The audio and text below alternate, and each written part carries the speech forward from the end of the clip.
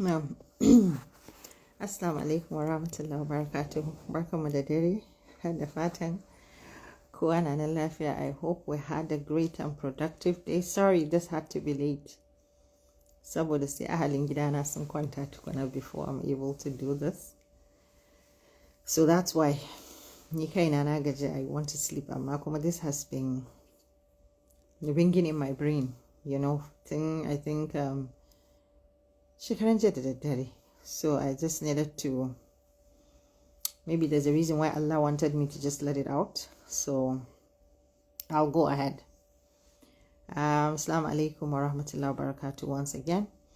So today I would like to start with a question. Let's just get, even if it's 2 responses or 3. What is the purpose of marriage? Can you just type something? If you can hear me, we're going to be as quick and as brief as possible. What is the purpose of marriage? Can someone, like 2 answers that will build on, you know, what I want to bring out? And I hope that's Zamagani. Companionship, Jayed, peace and tranquility, Jayed. These are beautiful answers. Now, the purpose of marriage. Okay, 2 answers are good. Now, what I want to bring out, that day before yesterday, what happened was, you know, Google Photos will usually do you a reminder, you know, what's holding actually maybe 6 years ago or maybe 5 years or whatever years ago. And then it brings back what's pictures, like, you know, as memories for you. So a picture popped up, and when the picture popped up, you know, and I was looking at the picture and I'm seeing the level of growth that I have achieved. I could remember vividly when the picture was taken, where it was taken, what happened, you know, before and after the picture was taken. So then you informing one live and then so the purpose of marriage is peace. Shine purpose of marriage. Abinda Allah subhanahu wa ta'ala yake so mu nema a cikin auren shine peace. Saboda dama soyayyan ya riga ya sa. Tunda ya ganki yana son ki za ku yi aure, dama ai yana son ki ne kina son shi. Right? So wannan Allah ya ce we have put love, you know, wannan abun, even though a Qur'ani ba love aka kira shi ba, we have put we have created you in fassara ayar mata wace, but I'm sure you're familiar with the verse I'm talking about, you know, wanda Allah yake magana akan aure. Ban yi wani muraja'a ba kafin na zo, so gaskiya ya dan bace min, but by and large dai I will try to bring out, you know, abin da nake so in fito da shi. So idan aka riga aka ce za ku yi aure, that means akwai wani interest ko daga gare ni zuwa shi, daga gare shi zuwa ni, whether soyayya ce kuma dai mecece, pairs haka, you know. I wanted to bring the translation of the verse gaba daya, but ya dan bace min at this point in time, but it's fine. So akwai wani interest dai, kin gane, yayi miki, kin yi mishi, akwai wani attraction, akwai wani common interest, akwai wani abu that is bringing the 2 of you together. Now the purpose of marriage shine ne a samu peace. Now a lot of us know cewa muna so mu samu zaman lafiya, muna ta addu'a, you know, Allah ya zaunar da su lafiya, Allah ya sa gidan zamanta ne, Allah ya sa mutu karaba, Allah ya sa kaza, Allah ya sa kaza. While you're praying for yourself, cewa a samu wannan peace din, your parents and every other person is praying for you. In aka zo wurin bikin ma ko dina ko me, Allah ya bada zaman lafiya, Allah ya sa kaza, Allah ya sa kaza. Wannan addu'ar tana da kyau sosai, but let me tell you inda ake samun matsala. Now I'll tell you about the picture. Now what happened was, wani biki ne aka gayyace mu, or rather in ce one of aminin babansu da ya saki aurar da ya. Of course mu mun shiga sahun manya, you know, duk da dai ba mu da shekaru da yawa, ba muna aurar da yaya albarkacin aure. And that's the beauty of marriage. It is inconsequential ko ke yarinya ce ko ke ba yarinya bace. If you are 20 years and you're marrying a 60-year-old man, automatically Allah ya upgrading ɗinki, kin zama uwa, kin zama babba, zai aurar da 'ya'yan shi, ke uwarsa ce. Saboda ko mutuwa yau yayi ko rabuwa kuka yi, babu aure a tsakaninki da 'ya'yan shi dan kin riga kin zama uwa a gare su. You get the kind of martaba da daraja da mutunci da aure yake bayarwa. As much as it was how many years ago? Maybe about 6 years ago. I was what? Maybe I was 36 or 37. But as much as I was 36 or 37, na shiga sahun uwa because me, matar abokin mijina tana aurar da ya kuma mu ne iyayen amarya. You get. So that's the picture where I came in. Now da muka je, we finished everything, aka gama, muka je dinner. Now da muka je dinner, he's not a celebration person. Baban su da zai san taro, wani suna, wani biki, wani menene. He's always trying to find a way to run away. So but this time around sai aka sa shi as wani abu ko menene, wani abu dai haka. Yana ta kokarin ya zille, baban yarinya yake. Yace he has to come. So ya dai shirya, a dole ya zo. Now when he was going to come, ya kira ni. Of course da akwai photographer, ni na san photographer and all that. So I wanted him to capture his coming in because hardly zaki tsince shi a wurin taro. Kowa yana so ma yayi taro ya zo mishi kara because mutumin kirki ne, but he's always running away from abin da zai sa ayi taro ma bare ya kira mutane. Shikenan da yace zai zo, everyone is excited that he was coming. The knee, with his sisters and everyone. Sai na samu mai hoto na ce ka zo ka tsaya anan. Ya kira ni ya ce yana zuwa, in ya zo ina so kai capturing shigowan shi kuma kai mana hoto. Sai da ya san yanda ya mun kwana, while I was at this door, ya je shigo ta wani kofa daban. Still I didn't relent, ban yi bishi ba. Na dauko mai hoton muka je. So da muka je, ya shigo irin, as usual, we will usually greet with, a handshake and a hug. It doesn't matter ko a ina ne because that's just the way we greet. Now da muka yi wannan, photographer was trying to take pictures, sai fara bata rai saboda irin is not something that he likes. Ni kuma irin I was all over him kind of, because I was excited, because I was happy. Amma kuma to my disappointment, sai irin he wasn't giving the same energy. I wanted to get angry, irin like, what is this? Why are you behaving like this and all that? But somehow sai Allah ya bani wani wisdom. Aka gama aka tafi. So da muka dawo gida, na kwana da abin na tashi da shi. So that was one of the times again da na fara samun wani wisdom akan wannan peace din da ake magana a cikin aure. Now majority of women are like me. Ke da zaki aure yanzu kamar ni kike da wanda suke ciki. Kina son irin like kuna zaman lafiya da mijinki yana son ki, musamman in za a je wuri, you want to show off. Whether it's show off ko kuma whether it's you just want to, you feel the excitement cewa, maybe you want to hold hands, maybe you want to irin kin gane, not just hold hands, yana rike tare da ke, kuna tafi kuna gaishe da mutane tare or whatever. But see the thing da nake so in fito muku da shi yau ko, ba shi bane aure. We want it, we love it, we like it. They may behave the way he behaved.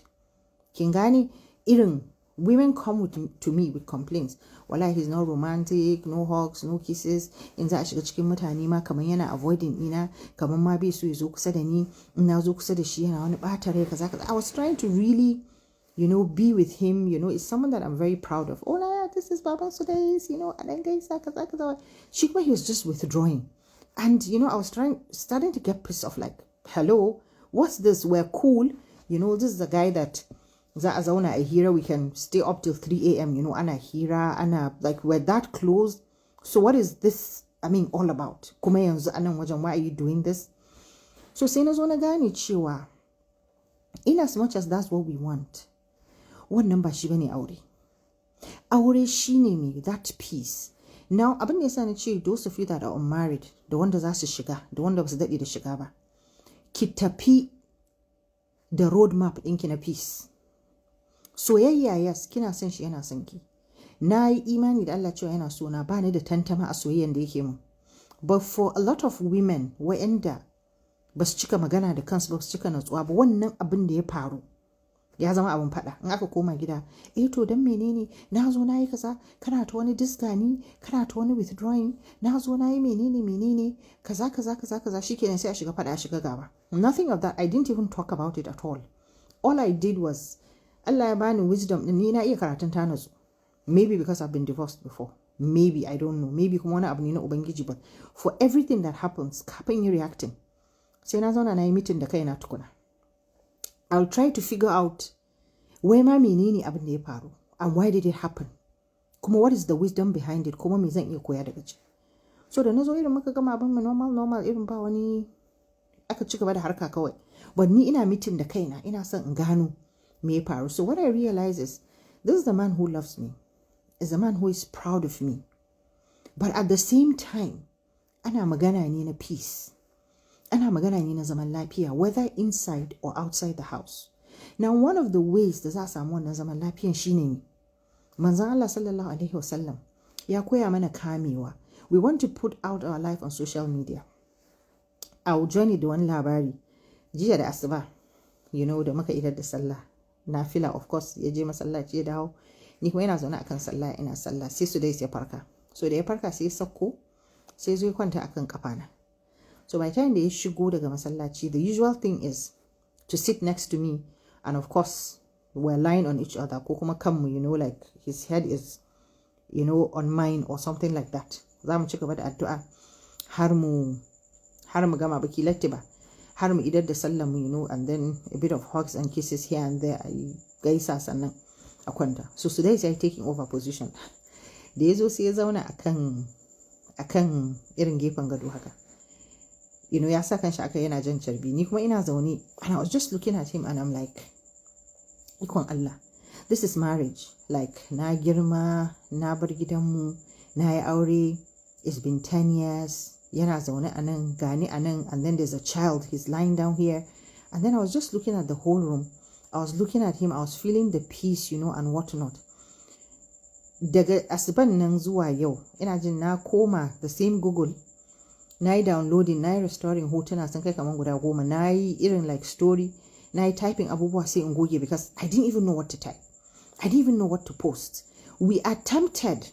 Kin gane, once you feel wannan abun, you just want to let it out. You just want to say something. You want to share it, but I was asking myself, okay, how many things are you going to share? What are you going to say? Like, okay, oh, kaza. Yes, I know I do post. Irin kin gane, once in a while. Na zauna ne composing wani abu. I'm like, sai na rubuta, jama'a, I have fallen in love. Da Allah ina neman wanda za su mara mun baya, ina son in je na rubuta biko, sai na tuna biko is idan an yi fada ana so a dawo da mutum, sai na canza na ce ina neman wanda za su je su nemo mun aure, saboda irin the feeling was so good that you really want to, but at what point, at what menene turancin, to what end? So da manzon Allah sallallahu alaihi wasallam ya koya mana wannan ladabin cewa mu daina, bringing these things out. Mu yi kokari mu dinga kamewa, but as the women that we are, zai yana da wahala sai ka kai zuciya nesa before you are able to withhold. Kin gane? To kuma Allah ya san da hakan, shi yasa ya turo mana manzo wanda zai dinga tunasar da mu. Kina so ki wannan abun, you guys are lovey-dovey, hugs and kisses and whatnot, and maybe bathroom, maybe kitchen, maybe people post it. Yeah, we see, ana wasu abubuwa ana posting, wow, tabarakallah, mash. Yes, all of us are tempted. Sometimes, you do this post, you bring this picture, but sai ka zauna ka yi tunani ka ce to, irin to what end ma zan zo ina posting irin wayannan abubuwa.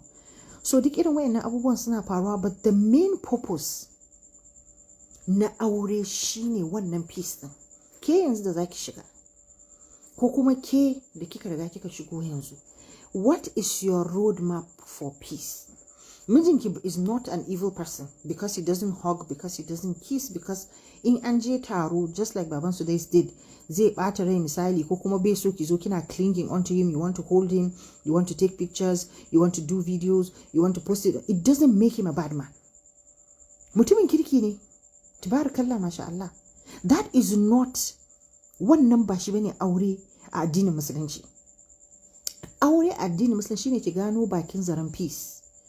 Inda aka samu peace a aure, to I promise you everything that you desire, and the one you didn't even think zaki samu, Allah zai wanzar miki da shi a ciki. But you see the problem, dukkanmu muna son love, ni kawai abin da nake so shine I want my husband to be romantic.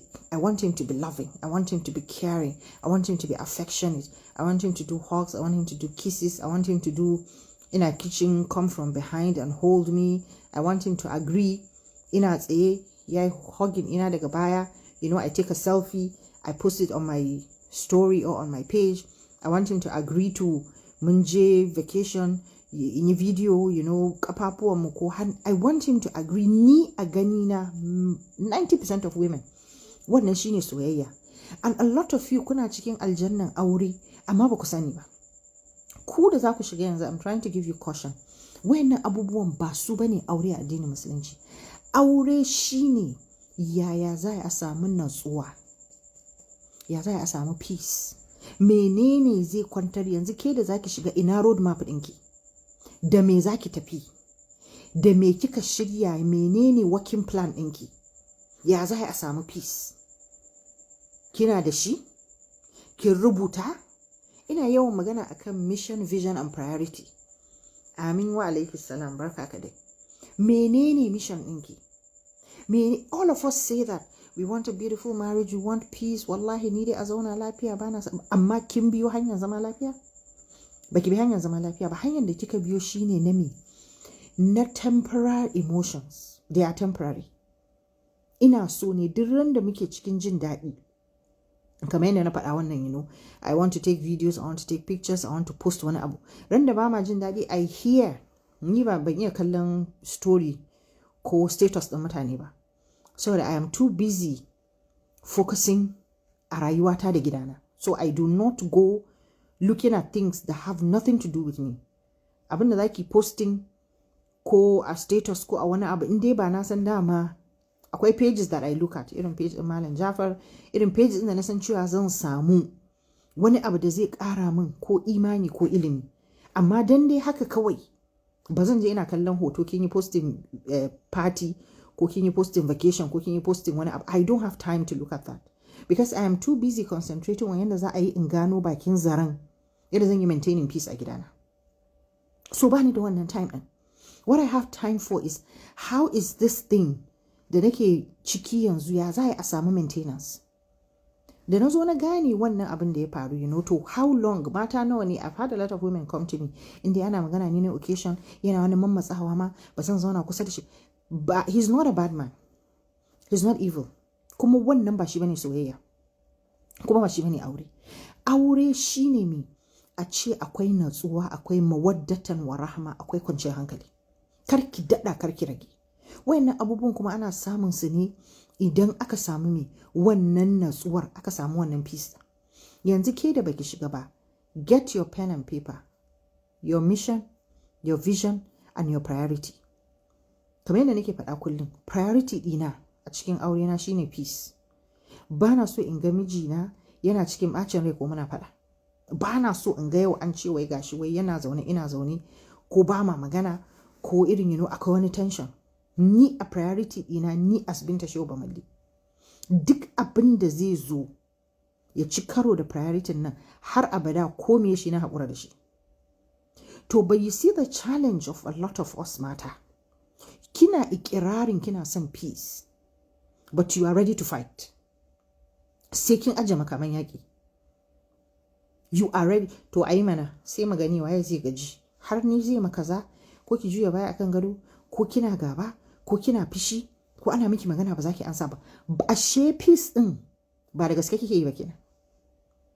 Ba da gaske kike yi ba, because idan da gaske kike yi to kina da roadmap. You have a working plan. Menene working plan ɗinki? A lot of you don't have anything. The only thing you have, yana so na ina son shi, za mu yi aure, ina da gida, za mu je mu ci gaba, a yi saduwa, a yi hug, a yi kiss, a ci abinci. You think that is marriage. Wannan ba shi bane aure. Ba shi bane ƙololuwan gayatul ɗin jin aure a addinin musulunci. Ai ƙololuwan jin daɗin aure hajjiya a ce akwai peace, akwai natsuwa.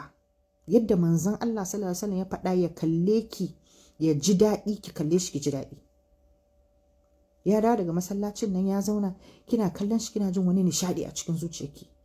Bai ma kallon ki, he's not even looking at you, but you are just looking at him and you are feeling the refreshment, irin ana refreshing cikin zuciyarki. It should be the same thing for him. So ashe ba wai function of soyayya bane, ba wai function of ko yana kiss ko baya kiss bane. It's not a function of ko yana hug ko baya hug. It's not a function of ko yana baby ko baya baby. Understand abin da nake kokarin nuna miki. We have all been there. Masu mistake mun yi. Ku da baku shigo ba ku gyara. Inda aka ce an riga an shafa fati an daura aure kika shigo. Hajiya taho da working plan, karki yadda ki tafi cikin aure tsirara. Abinda nake nufi da tsirara shine babu wani abu a cikin nan. Ke kawai kin tafi da physical abubuwa. Ga 'yan nonuwa a tsaye, ga 'yan duwawuka, ga 'yan menene, kina da 'yar murya, duk mun ji kina da shi. Amma wannan ba shi zai sustaining aurenki ba. Ba shi zai baku natsuwa ba, ba shi zai baku jin daɗi ba, ba shi zai bada peace din da ake nema ba. Duk gidan da babu peace to akwai matsala. Amma aka ce an samu peace, you will learn. Okay, let me tell you what that will teach you. By the time kika yi learning wannan, kika gane a duk yanayin da mijinki yake, saboda akwai mugaye. Kullum nakan faɗa in ce I'm not unaware cewa akwai difficult men.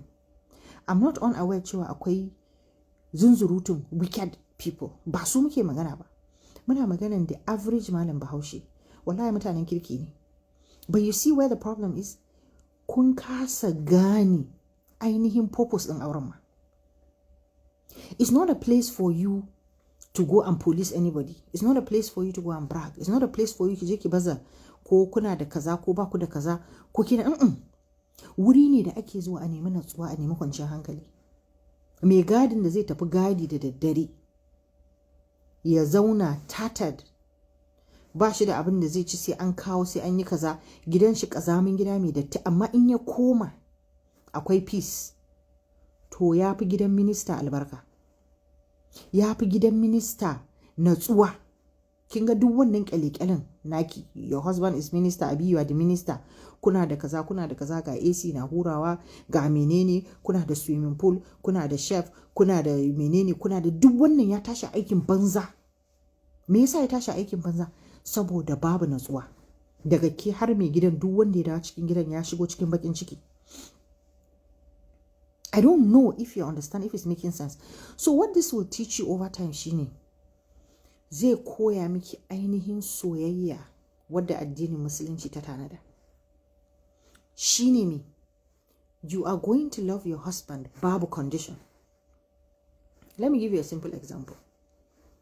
At the level da nake yanzu, wacce ba ta da wayo ita ake cuta.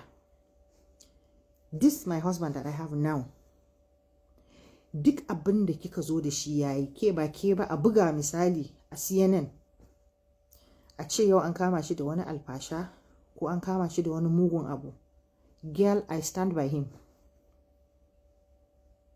I stand by him. Duk abin da duniya za ta faɗa, amma wallahi ba zan taɓa barin shi ba. A haka nake son kayana dan ni na san shi, na san martaba da mutunci da darajar da yake mu. Dama ɗan adam ajizi ne. But you see, you majority ɗin mata ba ku da room for soyayya irin wanda Allah yake so. Ba mu da room for that. You have a condition kafin ki so shi. Bai dawo da wuri ba, it's a problem. Soyayyar ta samu gibi, you are angry, saboda haka yau you will lock your room. Kin ce a kawo kaza, ba a kawo kaza ba. Because kin kama shi yana magana da wata, because zai yi aure, because ya yi wani abu. I don't know if I'm saying it the way in kuna gane like abin da nake nufi. Ko me kika zo da shi, think of the worst laifi da za a ce mutum yayi. Billahi lazi, I'm leaving. I'm not going anywhere. I will stand by him until the end. Let's say he's guilty. Ban ce kar I punish din shi ba. I will be there during the punishment. Serve the punishment, finish. In ya gama, za mu dawo mu ci gaba daga inda muka tsaya. Do you understand what I'm saying? You will learn to let go of all this abubuwa da suke jawo wani tashin hankali da ba shi da amfani. babu wani mutum da ba shi tare da alheri, kuma babu wani mutum wanda ba zai iya sauka daga kan hanya ba. Bugu da ƙari, ke, like I say every day, you are not a saint. Amma kin san matsalar mu mata, ba ma kallon kanmu, ba ma ganin mu me muke yi. Kuma kayan nake bada misali kullum, ina yawan bada misali da turare, and I keep repeating, ni din nan fa I've been on this table for a very long time, ina roƙon Allah wallahi bai fi wata 1 ko 2 na daina fesa turare in zan fita ba. Na san haramun ne, na san ba daidai bane, but da ƙarfin imani to do it, I didn't get there. Wallahi sai kin hada da addu'a. Bai fi wata 1 ba or 5 weeks. Allah ya taimake ni yanzu zan fita, Allah ya yaye min, Allah ya karba addu'ata. Duk wanda kika yi fa a baya, until kika tuba, kika zo da taubatin nasuha da gaske kika dena, sai Allah ya share wancan. Amma karki manta cewa littafinki ya cika da zunuban nan.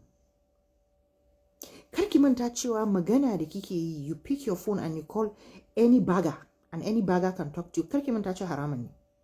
You do not have the right to speak to any man ba tare da izinin mijinki ba. How many men do we speak to? We are all on the table. I'm just trying to bring out a few of the nonsense that we do da ba ma gani, wanda yake tara miki zunuban da Allah yana tsine miki, mala'iku na tsine miki, matan hurul aini na tsine miki, har yanzu mijinki bai yi abin da aka tsine mai ba. Ke ko tsinewa akan ki sun fi miliyan. So for every do not do, you are telling Allah I will do. Akwai hatsari fa. It's better for you to sit down now and understand this so that you can set yourself free. Set yourself free from all this mijina this, mijina that. You don't know what these men are doing. Kada ki manta cewa suna zuwa masallaci jam'i, suke zuwa daura aure, suke bin gawa. Kar ki manta cewa suna yin abubuwa da yawa, wani ba za ki ji labari ba sai mutum ya mutu. And then you begin to see people from his village, people from your village, neighbors. Allah sarki, ashe wane kaza kaza kaza. You have not done 1/4. Suna da sirri. Haka Allah ya halicci maza. Wallahi wani abu za ki taba ji ba. Akwai wanda yanzu yana zaune a wani gida da shi da matan shi da yayan shi da jikokin shi, mijinki ne is responsible. You don't have the slightest idea. Sai ran da ya faɗi ya mutu sannan zaki fara jin abubuwa. Kuna I say this every day ba. Mazajen ku ba mahaukata bane. Wallahi ba mahaukata bane. Sun san abin da suke yi sarai, sun san abin da suka taka. Ki kyala bawa da ubangijin shi. Ke dai gano bakin zaren. Zaki shiga cikin aure. Aure waje ne da ake neman natsuwa. Waje ne da ake neman peace. What is your working plan? Menene mission ɗinki? Menene vision ɗinki? Menene priority ɗinki? In kin tafi yau, banda a ce miki matar oga, da me kika zo? What do you plan? What do you intend to do? Ke yar dagwas da ke 20 years. Za a yi miki aure. Kin yi aure, kin aure ɗan mijinki. Yana tafiya office ɗin shi je dawo ya menene da, amma kuma an fara faɗa. He's hiding his phone. He's doing what he's not. Wannan ba shi bane soyayya a cikin addinin musulunci. Soyayya shine ka yi ma mutum uzuri so 70 kafin ka kama shi. You will learn to get to a point. Ke mijinki don't have to beg for forgiveness kawai. Saboda kafin yayi da abin da zai yi da wanda ya riga an yafe. An riga an yafe. Wani kunya zai zo ya shiga tsakaninku, za ku zo ku yi acclimatizing a wani level da yana kallon ki ma ke ko baki gane bane, yana jin ɗarɗar a jikinsa. Da in yayi abu ma ya kalle ki ma yana jin kunya kallon ki. Ba sai an yi magana abin ba, because the language is clear a tsakaninku. Ya riga ya san an yafe mishi. But wannan kunyan da nauyin, wani sai a shekara 2 ana ɗauke da shi, wani sai a shekara 1. Kin zama surka. Ƙarfi da yaji zaki zama surka. Kowane ne bai sai ya keta ki ba. Wallahi sai dai kawai a saurare shi a wuce, saboda kun kai wannan. So understand menene aure. Aure is not all these things that you're seeing on social media. An yi tafiya tare, look at the way he's treating her, he's loving her, he's kissing her. There are some people that will do that show off. Amma a cikin gidan babu martaba, babu daraja. Amma saboda dukansu 'yan a yi riya ne a nuna ma duniya, in aka fita, that hugging and that holding that you want, da duka mu muke so, zaki ga ana ta yi. Oh, she's so lucky. Ji mijinta, ji yadda suke kasa. Amma kefa me kika sani akan mijin? Wane ne shi? Martaba da mutunci shi ake nema. Akwai wani video da na gani, ina jin na yi saving video, na ce zan yi sharing. Akwai wani malami yana ba da labari akan su Imam Malik, su Buhari, su Muslim da wane ne. Wannan labarin da ya bada ne akan Imam Malik. Yake magana akan mahaifiyarsa. Ya ce da baban shi ya aure ta, da suka zo suka yi tarayya, sai ta ga cewa irin ya nuna wani disappointment, kamar irin he is not, kamar dai diplomacy in marriage wanda ne posting kwanaki, wanda Malam Jafar ya magana, wanda aka yi magana akan gidan manzon Allah sallallahu alaihi wasallam. Shi kuma shi ma mijin sai ya ga cewa irin for whatsoever reason ita a countenance ɗinsa ta gani cewa kamar ya nuna irin kamar bai ji daɗi ba. Sai ta ce mishi ita abin da take bukata yanzu shine a manta komai, ya batta a matsayin matar shi, saboda me ita tana neman rufin asirin ubangiji ne. Ki ga irin 'ya'yan da suka haifa. Ita ma maman Muslim da Buharin akwai labarunsu da aka bayar. Mutane ne wanda mazajensu na zaune da su, and there a lot of, you see these Hausa men da kuke raina kuna zagin su, kuna cewa ba su da mutunci ko, let me tell you something about them. Suna zaune da mata yanzu babu atom of soyayya, amma kun san menene? Yana kallon tarbiyya, yana kallon mutunci, yana kallon daraja. Za ta haifa mishi 'ya'ya wanda za su zamanto mutanen kirki a bayan ƙasa. Now look at auren da Malam Daurawa yayi. Imam Malik mother too, shi nake faɗa. In fact shekaran jiya naga bidiyon ana faɗan about his mother. Shi mijin ya nuna kamar irin bai santa ne ko menene, bai ya zauna da ita yana mutunta ta, yana daraja ta, saboda me tarbiyyarta da iliminta da nasabanta. Ya san cewa in za ta haifi yaro ta shayar ta mai tarbiyya. Ya yi imani da Allah cewa zai bar wani abu a bayan ƙasa wanda zai yi ma musulunci amfani. Ke da kike so ki auren nan, shin wai menene working plan ɗinki ne? Kawai a ce miki matar oga? Kawai a ce kin yi aure? Shin yaya zancen 'ya'yan da zaki haifa? Kin musu wani tanaji ne? Kina duba wata tarbiyya wacce kika tanada ko shi mijin? Kamar yadda nake faɗa muku, akwai wani video da ne I think last year ne, lokacin ina US ma, na yi tafiyan nan lokacin Ramadan. So da na tuna bidiyon, a lot of people da ba su yi aure ba came, suka yi classes akan wannan video din. Hajiya, ke yanzu ga ki yarinya yas da zaki je ki aure, ba magana bane na soyayya, ba magana bane na kyau, ba magana bane na kuɗi, ba magana bane na yana Abuja ko zaki tafi US ko zaki tafi UK. Soyayyar ba ta da ƙarfi, amma kuma mutumin kirki ne. Annasabar gidansu kina ganin su mutane ne masu mutunci, mutane ne masu daraja, mutane ne masu tarbiyyar addini, mutane ne masu ilimi. To Hajiya, inda irin shi a manemanki, go for him. Ki addu'a ki bar ma Allah sauran. So the idea is me zaki bari a bayan ƙasa ne? Yanzu ba muna ganin wasu da suke yin wasu abubuwa ba a comment section ɗinsu, ana ta cewa dan haifi 'ya'ya irin wayannan gwara Allah ya hana ni haihuwa.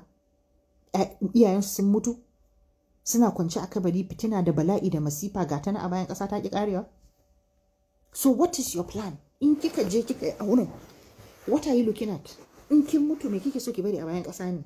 Kyakkyawan yaro mara da'a wanda zai dinga iskanci a gari? Kina kabari ana tada ki ana miki azaba? Menene working plan ɗinki? Wai da me zaki tafi ne? Mu fa muna da matsala fa, sai mun gyara fa. An kawo wani level yanzu, in kina zaune da mutumin kirki Hajiya, forget his shenanigans. Kamar yadda ni nake classifying maza, every human being, there is the good, there is the bad and the ugly.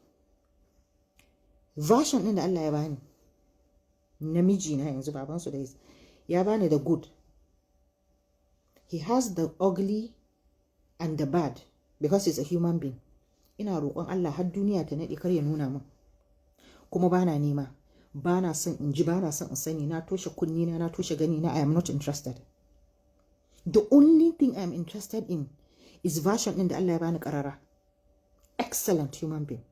Mutumin kirki tabaram kalla masha, na karba da hannu biyu na gode akan shi na dawama. Duk abin da zaki zo da shi da ya saba ma wannan, wallahi kin yi aikin banza, dan bazan ji ba bazan gani ba.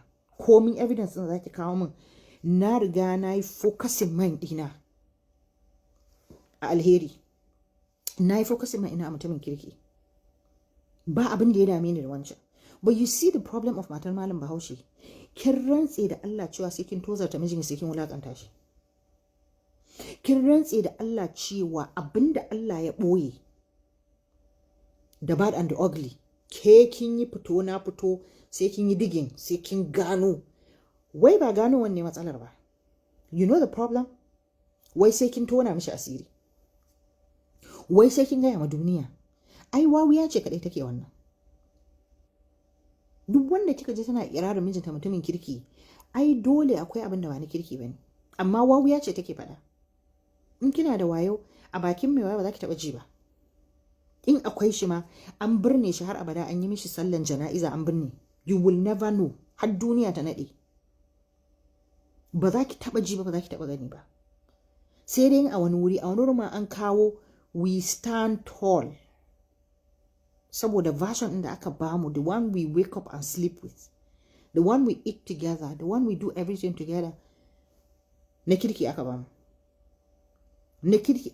You need to understand menene aure. Ba wuri bane da ake zuwa don a ƙura mutum.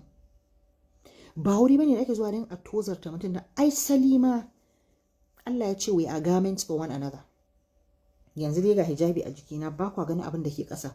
To abin da ya kamata a cikin yi ma mijinki kenan, ki zame mai hijabi. Mata ma miji ya zame mata hijabi. To amma mene zamanin nan ya zo da shi? A gidan biki, a gidan suna, status, everywhere. Ba ki da wani aiki, ke sai dai ki faɗa aibin mijinki, a kin yi asara. Kuma har yanzu you are marrying the man and you are not ready to leave. To wani irin shashanci ne wannan da rashin tunani? In kin shirya tafiya, shi ma ko yau an rabu, abin da ya dace shine ki ja bakin kike shiru. But in kin ga cewa you want to make noise, but you are marrying this man, and then you still have, ni na daɗe ban ga irin rashin tunani irin wannan ba. Amma kuma da bakin kin zauna, da ina kika zauna, ai wallahi dan kaza kaza, nan kaza kaza, you know he's the womanizer, he's a kaza. In ba za ki iya ba, a nemi maslaha cikin sauki, ki ja bakin ki shiru. In kuma kin ga cewa za ki iya rufa mai asiri, a cigaba da addu'a, a kawo wasu hanyoyi na mafita. Ai soyayyar asali asiri take rufawa. Mu muna cewa muna soyayya ne, amma soyayya da muke yi ba irin ta addinin musulunci ba ce, ta shashanci ne. You cannot love a man sa'annan kuma ki zo baki da aiki sai ki tozarta shi, ki wulakanta shi. Wannan ba soyayya bane. Har yanzu ba mu kawo wajen ba.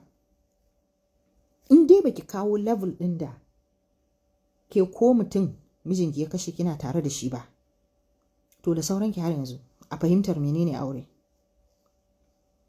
So ku da kuke ciki, da kuka shiga da wanda za su shiga yanzu, don Allah don san annabi, go with a working plan. Kar ki shiga aure kamar yadda ake yi a lokacin jahiliya. Kawai aure jima'i ne da wuri da kawai space. Now this brings me back to wani abu, again another experience that na zauna ina dariya.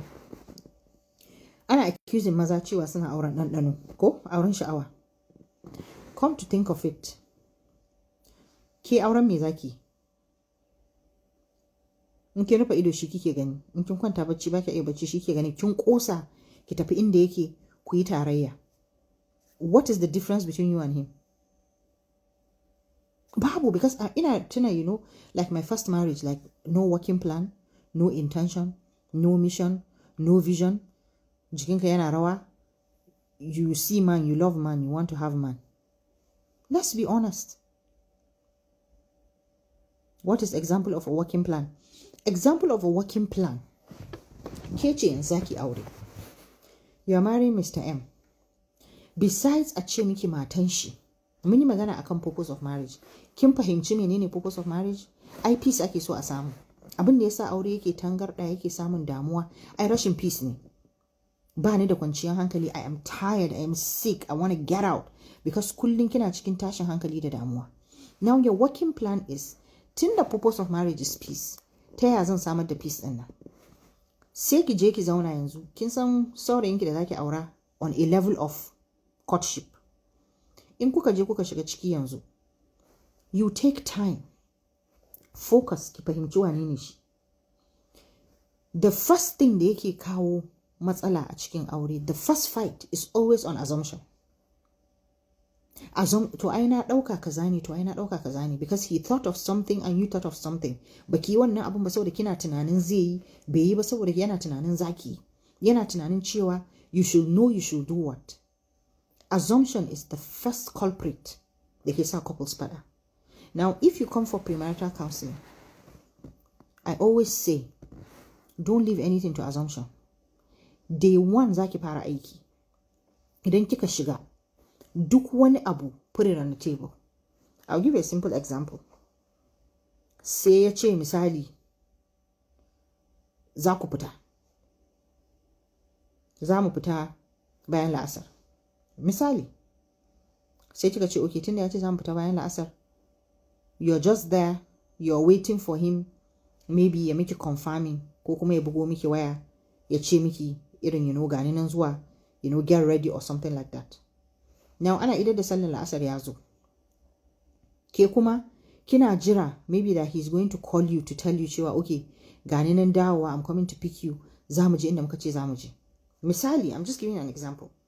Sai ya kasance cewa ya dawo. Ke kuma baki shirya ba. Ya baki shirya ba sai ki ce, to jiya na ji ka ce za mu fita bayan la'asar, but kawai cewa kai bayan la'asar. Bayan la'asar could mean anytime. Maybe it's 4, maybe it's 4:30, maybe it's 4:20, maybe it's 5. Kuma ke ba a ma ce miki inda za a je ba. Ba a ce miki wani irin shiga za a yi ba. To amma tun da na gaya miki, ai ya kamata a san cewa ki tuna, ni yanzu ki shirya, za ki bata min lokacin? Oh God, you did not tell me where we are going. You did not even tell me the exact time. Ko cewa kai bayan la'asar. Bayan la'asar can mean anything. It could be that za ka yi sallar la'asar da wuri. It could be that za ka yi sallar la'asar late. It could be that za ka yi a gida. It could be that za ka yi a masallaci. Idan aka jefa miki irin wannan, sai ki samu me full details. Bayan la'asar yana nufin immediately bayan la'asar karfe 4, yana nufin 4:20, yana nufin 4:30. Ina za mu je? Saboda in san wace irin shiga zan yi. Za ka kira ni ne kafin ka ƙaruso? I would usually prefer, I tell my brides, for everything, ki ce a kira ki. Saboda wasu maza ba su da haƙuri. Da ya yi miki diran mikiya, dan menene? Gashi yana, baki shirya ba kaza. Oh, I'm sorry. Daga nan, that will be your first fight. Soyayyar nan za a sata a gefe. Idan mai zafin kalamai ne, 1 week into your wedding ya gaya miki wasu kalamai da some women hold it for 10 years. I've had consultations, tun week din farko ya ce min kaza, 10 years. Kina rike da wani abu. So in order for you to avoid it, don't leave anything to assumption. Duk abin da miji ya bada umarni akai, get a clear picture of abin. Okay, to, ina nufin cewa idan nayi sallar la'asar immediately, to, dan Allah ka kira ni idan daga office zai zo. Office din shi is 20 minutes away. Kafin 20 minutes ke kuma ki makanki adalci ki shirya. Kar ya shigo baki gama shiryawa ba. Shi yasa it's very important for you to eliminate assumption. To in Allah ya yarda, za ku ja da nisa. Ba za ku dinga samun matsala ba. But assumption, to ai na dauka kaza ne, to ai ni ma na dauka kaza, kar ki dada kake rage shi ne first. So that is an example of a working plan. Idan kika zo, aure kika zo yi, ba isa da kasaita kika zo yi ba. Miji ya zo yana miki magana, kin wani juya baya, ko ke kina fushi, to ke da kike neman peace, me ya hada ki da fushi? Ke da kike neman peace, me ya hada ki da fada? Is there no any other way to resolve the issue? Dole sai an yi fada? Obviously there are better ways. So da haka, if you have a working plan, it means that kina da alternative. Ko da fushin yayi, ke ma ba cewa zaki ki fushi ba, ya shiga daki ya rufe, ke ma ki shiga daki ki rufe. What of those saying kada ki nuna kina son shi da yawa? Wayannan makiya manzon Allah ne sallallahu alaihi wasallam. Na faɗa ba zan yi kafara ba. saboda manzon Allah sallallahu alaihi wasallam cewa yayi ko namiji da namiji ne in ka ga mutum kana son shi mace da mace, manzon Allah ya ce je ki gaya mata kuma ki nuna mata kina son ki. In fact ranar lahira akwai wata shade, musamman wannan shade din na mutane ne guda biyu in ji Allah subhanahu wataala da suke son juna fi sabilillahi. No, wannan jahilci ne, ba san inda malam Bahaushe ya samu ba, amma in dai addinin musulunci kike bi to ga abin da jakadan Allah ya faɗa, to nashi zaki ɗauka koko na wanda suke gaya miki cewa karki nuna ma miji kina son shi. Dan menene ba zan nuna ma miji ina son shi ba? Aiko dole, saboda duk duniya ba wanda ya kai shi martaba, ba wanda ya kai shi martaba. Karki manta cewa miji yana gaba da mamanki da babanki. Duk da komai Allah ya faɗa bayan wa'adi'ullah wa'adi'ur rasul za a ce walidain, za a yi magana akan ai mai iyaye biyayya, amma fa muddin aka ce an miki aure to miji ya hau sama. Duk yadda kike tunani babanki ba zai bada umarni miji ya bada umarni, in kika bi na babanki Allah zai rubuta miki zunubi sai da izinin mijinki. We are underestimating this marriage business. Kuma har yanzu mun ki natsuwa mu fahimce shi. Muna shiga da ka kawai, muna shiga da wani isa da wani jijji da kai da wani girman kai na banza da wofi da ba zai kai ki ko ina ba. So that is an example of a working plan. In ya gaya miki tiryan na taso, I'll be there in the next 15 minutes. To kafin 15 minutes ki shirya. Kina zaune a falo kina jiran shi. Kamar yadda nake faɗa kullum, wai ki har sai kin jira wai miji ya kwankwasa kofa? Yaya za a yi ne a ce kin ji karan buɗe gate, kin ji karan mota, kin ji an buɗe mota, kin ji an rufe mota, kin ji takun kafan shi ya zo bakin kofa, har yanzu a ce sai ya kwakwasa? Haba da Allah, wannan ai ya zama jahilci. He doesn't have to knock on the door. You have to be on your feet. You have to know. You have to keep the communication. He will be here in 5 minutes. Idan gidanku ku kaɗai ne, kina bakin kofa kina jira. Ba ma sai wai kin ji tafiyarsa ba, saboda kin san he's going to be here. In tafiya ne kika ji compound ne, ba zai kwankwasa ba saboda sai dai kawai ga an buɗe kofa. So understanding married 10 years plus and I chose peace as a working plan. Alhamdulillah. Jayyed. Barakallahu fiki. A lot of you choose love over peace. So like you don't mind the fight. Ai ta faɗa. Kullum muna faɗa akan kaza. Dan me za a ci gaba da faɗa akan abu ɗaya? In kin gane wannan abin is taking away the peace in your home, drop it. Kamar yadda nake faɗa, ko daga wurin waye, ko mamanki ce ta ce ki ko babanki ne, ki share su ki ajiye. Ballantana iyaye na kirki ba za su saki ba. But you people always kuna ikirarin peace, but you have not really chosen peace. You have chosen soyayya. Soyayya kuma ba ita bace aure a musulunci. Saboda ana zama a cikin musulunci aure ne, ana duba ne yaya za a samu natsuwa kuma a samu zuri'a ɗaya ba. In na mutu yanzu na bar wani ɗa a bayan ƙasa mai tarbiyya, mai imani, mai tsoron Allah wanda zai ci gaba da da'awan musulunci, ina kabari lada na isa. But a lot of people choose otherwise. Kuma at the same time a zo ana cewa wai Allah, babu ruwan Allah. Allah ya ba mu hankali ne don mu amfani da shi. So marriage is not about all the shenanigans. Yeah? Marriage is about peace. If you choose peace, choose it wholeheartedly. Abinda kika ga bai kawo peace, Hajiya, drop it kawai. Ba wani zancen gaddama. Kamar yadda nake cewa, majority of you kuma ɗanɗano za ku je yi. Ana accusing maza suna auren ɗanɗano, ku kanku ba ku da working plan, you don't have anything, you're just thinking of abinda za a je a ɗanɗana. In an ɗanɗana, you think that it will continue to be like that forever? No. It's not going to continue to be like that. Amma me, there's a way you can sustain it.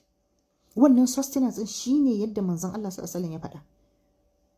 Ki kalle shi ki ji daɗi ba tare da an yi komai ba tare da an ce komai ba. Shi ma ya kalle ki ya ji daɗi. Marriage really scares me. Marriage is not scary. It's the most beautiful thing on earth. Kuma ba abin da ya kai shi sauki idan kika gano bakin zaren. In kika bi ta farki na manzon Allah sallallahu alaihi wasallam. Sai mun cire wannan son zuciyar. You have to do jihadin nafs. In kika yi wannan, kika zo kika hau kan turba na wannan peace din, to duk abin da kike muradin sai Allah ya sako miki shi. Amma in kika ce you're following the desires of your heart, peace is going to elude you. At the end of the day, wataƙila auren ba zai karko ba. Ko kuma akwai wanda ana nan ana ciki amma ba daɗi. kuma rashin jin daɗin, you know the source, you know the cause. Kullum faɗan da muke akan abu kaza ne, to a eliminating abin mana. But 90% of matan malawa za ta ce miki, matan malawa za ta miki ta ce miki, dan menene sai mata? Saboda haka Allah ya ce, ni ma ban san dalili ba, amma haka Allah ya tsara fitra din. Ke ce za ki biyayya, ke ce a ƙasa, kuma ke ce wuyar da take juya kan nan. Your husband is the head, but you are the neck. Until you understand the power of the neck to turn the head, to ba za ki taɓa samun abin da ke nema a cikin aure ba. Mallakan miji is the easiest thing you can do. Amma fa sai kin gane bakin zaren. Sai kin sauka daga kan duk wani abu da kika ɗauka wai shine soyayya na emotions, ba shi bane ba. In aka samu na emotions din yana da daɗi, yana da kyau, kuma za ki samu. Amma me, kar ki mai da shi priority. Dama in kina da, kamar yadda na ce, priority din, for me, ni kawai priority ina shine a zauna lafiya, peace. To duk wani abu da na san cewa zai haɗa mu faɗa. Honestly, mata da yawa fear of betrayal ke hana su yin certain things in marriage. To wai fear of betrayal din kaman yaya? Kaman yaya? Bayan ke kina da Allah. Allah ya yi miki alƙawari. Allah ya gaya miki cewa, ya ce a gaya miki, fa'iza sa'alaka ibadi anni fa inni qaribun ujibu da'awatad da'i iza da'an. Ya ce miki wa nahnu aqrabu ilayhi min hablil warid. Ya ce miki wa man yattaqillaha yaj'al lahu makhraja wa yarzuqhu min haythu la yahtasib wa man yatawakkal 'ala Allah fa huwa hasb inna Allaha balighu amri qad ja'ala Allaha li kulli shay'in qadara. To wai kin ma san waye Allah? Do you know who your Lord is? Na yi wani video akan wannan.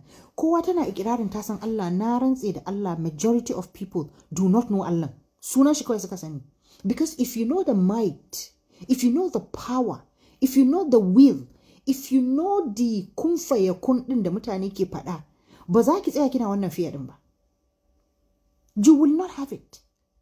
Because you know that Allah has got your back. To amma har yanzu majority 90% of wanda suke ikirarin musulmai ne har yanzu ba su gane kuwa shine karfi, ko la haula wala quwwata illa billah, ko there is none mightier, more powerful than you. Kina faɗa amma har yanzu baki gasgata a zuciya ba. Wallahi baki gasgata ba. Because in kin gasgata, kika zo wurin shin, kika tabbatar, kika gasgatan, ai ba wani fear daga mutum hal aljani ba abin da zai razana ki. Ballantana wani miji. Ai miji kece kike juya shi. You are the one who will turn him. But it's not going to happen just like that. You have to give your own, you have to serve him before he serve you. Kina so ki zama sarauniya, kina so ki mallake shi, ba shi dama ya mallake ki. Mallaka mishi kanki. Dama haka manzon Allah sallallahu alaihi wasallam ya zo da sakon. Ki mallaka mishi duk abin da aka umarce ki, as long as ba haramun aka saka ki ba, wajibi ne ki biyayya. You don't like it, abin da ya umarta bai miki daɗi ba, mun ji, amma the first thing is to obey. In akwai wani negotiation da kike so ki akai, a sassauta min, a taimaka a duba wannan condition da aka saka min, ko wannan rule din da aka saka min, dan Allah dan duba, a dan sassauta, ranka shi daɗi, Allah ya taimake ka. In aka yi kaza zai taimaka min, zan ji kaza. In kika ba shi dama ya mallake ki, ya zamanto ruhin shi da jikin shi da kwakwalwarsa da komansa ya aminta, trust inda ake magana, cewa na mallaki Fatima 100%, to zai mallaka miki kanshi. But matan yanzu, you are always in contention. Umarnin da ya bayar ma ba na tashin hankali ba ne. Amma sai ki ce ke ba za ki ba. Don menene za a ce ba zan iya zuwa gidanmu ba. To hell with the order. In na tafi daga office, I'm going. Ga tsinuwan mala'iku, ga tsinuwan hurul aini. And you think that, I just don't know. Allah na tuba ka yafi mu.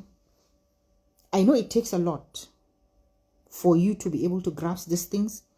But the first point is, learn to focus on yourself. In kina da aure, focus on your marriage. You are focusing on so many unimportant things. You are in every blog, you are in every comment section, you are in everywhere. Cho. But you mustn't why imagine you have been married to him for 10 years, for 15 years, you still don't know who he is. You know everything about Kisheki. Like, as we like to call her, about your Wazama. Kin san kakanta, kin san kakan kakanta, kin san babanta, kin san gidansu, kin san inda aka haife ta, kin san inda ta taso, kin san inda ta yi karatu, kin san kawayenta, kin san komai akanta, but you don't know anything about your husband. Wallahi maza ko komai ka musu ba za ka tsira ba. Maryam, baki gane bakin zaren bane. Ai Allah ne ya ce ai aure ko? Allah ne ya ce ibada ne, kuma Allah ne ya ce akwai lada a ciki. To kin ga wannan maganar naki ya ci karo da maganar Ubangiji. Maganar ba za ki tsira ba, bata taso ba, ki canza ta. Wallahi ki canza ta. Ke ko kika tsira. Ke ko kika tsira. You people still don't understand them. Let me say that you are married to one of the wicked ones. One of the evil ones. One of marasa kirkin. Wallahi kin ji ba zan yi kafara ba ko? Akwai yadda zaki zauna da shi. Amma idan baki koyi wannan soyayya, how do I make him feel that ni tashi ne ya mallake ni? The way da zaki make him feel, miji ya feeling cewa ya mallake ki. Hajji ki miƙa wuya kawai. Duk wani umarni da za a baki ko kafin a baki ki yi. You have to be willing to learn and open mind to beneficial knowledge. Thank you for always sharing gems. That is the point. Idan kika riga kika zama closed, saƙon ma ba za ki gane ba. Yadda za ki mallaka kanki ma mijinki. Mijinki ya sani at any given point in time akwai wanda suke da mata da yawa, amma za ki ga akwai ta mace guda ɗaya duk abin shi, ko a gidanta yake ko ba a gidanta yake ba, in yana da baki, in yana da wani abu da ake so a mishi, gidanta za a ji. Hajiya, ki cire gaddama. Wannan gaddama I've been sounding it for over 3 years. In dai kina so martaba ki ta dago a idan miji, ki eliminating gaddama. Ko da ki ci da gaskiya, bar zancen anan. In kika ga zai zama gaddama, keep quiet and let it be. Idan lokacin da hankali ya dawo, sai ki zo ki kawo mishi gyaran da zaki kawo wanda ya ba daidai ba. Number 1, ki cire gaddama. Number 2, ki kasance cewa duk wani umarni kafin a bayar ma kin san abin da ya kamata. Idan kuma sai an bayar aka bayar, do as you are told to do, as long as ba saban Allah bane. As long as ba saban Allah bane. I've had complaints about ya ki bari na in je gidan biki, ya ki bari na in je gidan mu, ya ki bari na in yi kaza. Hajiya, this shouldn't be complaints in the first place. Domin ke zaki gano yadda zaki ke ba barin ki ba shi zai kai ki je da ki. To amma idan kin saba ana baki umarni, kina cewa ke dole ga yadda kike so, ba za ki samu yadda kike so ba. Ba za ki taɓa samu yadda kike so. Learn to do that. Can you please talk about forgiveness in a separate class for the old timers? Yes, forgiveness is very important. Kamar yadda na ce, once kuka kai wani lokaci, looking at yanayin da kuke zaune, you will learn to automatically forgive. Ko ya nemi gafara ko bai ga nemi gafara ba, wallahi har abada a riga an yafe mishi. Saboda me? Saboda yanayin jin daɗi da nishaɗin da ke a cikin zuciyarki, kin kai wannan abin da manzon Allah sallallahu alaihi wasallam ke faɗa. Zaki kalli mutum, just mere looking at him, he makes your day. Just mere looking at him, you feel happy. Kamar yadda shi ma idan ya kalle ki zai ji daɗi, yana alfahari da ke, kina alfahari da shi. Babu wani grudges, babu wani abu, not because baya laifi. Ajizi ne. Zai yi laifi, but you are not willing to throw him to the wolves, and you're not willing to sacrifice him. You're willing to ki kama abinki ki rike, ki taimake shi, ki mishi addu'a, and you guys will pass the phase. Forgiveness is key. Kuma the way da zaki koyi forgiveness shine kamar yadda nake faɗa kullum, ki yadda cewa you are a bloody sinner. That's the way when I'm talking to myself. Bayan idan ka kalla haushi na kake ji, how does one get there? Okay. Number 1, how to get there. For everything we have mentioned, it starts with you. Work on yourself first. Manta da mijin. For now, forget about the husband. You cannot perfect yourself, but you can come close to perfection. Number one, shine me. Build a connection with Allah subhanahu wa ta'ala. Build a connection with Allah subhanahu wa ta'ala saboda Allah ya alƙawarin taimako a koda yaushe. In kika building a connection with Allah subhanahu wa ta'ala, sai ki gane a koda yaushe cewa ke kina da kwandon zunubai a kanki. Inna lillahi wa inna ilaihi raji'un. Baki san yadda zaki da su ba. A koda yaushe ke mai neman gafaran ubangiji ne. Ya Allah, I know I'm a sinner, bloody sinner. If you hear my line of prayer, you know, some people laugh, some people take it seriously. Let me just give you one line. Cool? I know I'm a bloody sinner, one of the worst, one of the greatest sinners on earth. Obviously, I'm not the one, but na ba ma kaina wannan siffar a gaban ubangiji. That is just a line. I know I'm a bloody sinner, one of the worst, one of the greatest sinners on earth. I have sinned against you. I have sinned against myself. I have sinned against humanity. I have come before you with a true and sincere heart of repentance, seeking for your forgiveness. Ya Allah, ka sa ina daga cikin wanda zaka yafe maka yanta. Hajiya, in kika koyi wannan, kar ki dauka you are clean because you are not clean. Wallahi ƙarya ne. Babu wani mutum wanda in aka bar shi kadai zai samu ubangijin, zai samu aljanna ubangiji. Fa. You cannot even make 0.00001 billion inch zuwa aljanna. For the atrocities that we have committed cannot be overemphasized. Kaskantar da kanki a koda yaushe.